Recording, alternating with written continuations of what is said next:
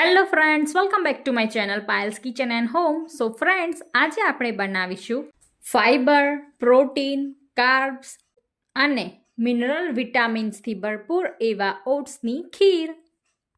તો ઓટ્સની ખીર બનાવવા માટે મેં અહીંયા એક વાસણમાં 2 ચમચી જેટલું દેશી ઘી એડ કર્યું છે. હવે તેમાં ચોપ્ડ કરેલા ડ્રાય ફ્રૂટ્સ એડ કરી લઈશું અને તેને થોડા ઘીમાં સાંતળી લઈશું, જેથી આપણા ડ્રાય ફ્રૂટ્સ થોડા ક્રિસ્પી બની જાય. હવે ડ્રાય ફ્રૂટ્સને એક વાસણમાં કાઢી લેવાના છે અને સેમ વાસણમાં 1 બાઉલ જેટલા મેં અહીંયા પ્લેન ઓટ્સ લીધા છે, જેને ઘીમાં એડ કરી લઈશું અને ઓટ્સને 2 થી 3 મિનિટ માટે ઘીમાં થોડા સાંતળી લઈશું. 2 થી 3 મિનિટ પછી તમને ઓટ્સ શેકાવાની થોડી સુગંધ આવવા લાગશે.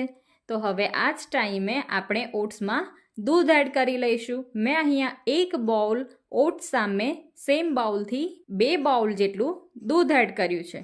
તમે દૂધની ક્વોન્ટિટી વધારે ઓછી કરી શકો છો. જો તમને ખીર ખાવામાં થોડી પાતળી પસંદ હોય તો તમે દૂધ થોડું વધારે એડ કરી શકો છો. હવે ઓટ્સને દૂધ સાથે બરાબર ઉકળવા દેવાનું છે, જેથી આપણા ઓટ્સ દૂધને એબ્ઝોર્બ કરીને થોડા સોફ્ટ થવા લાગશે.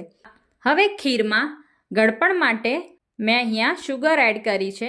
તમે શુગરને સ્કીપ કરીને ગોળ પણ એડ કરી શકો છો.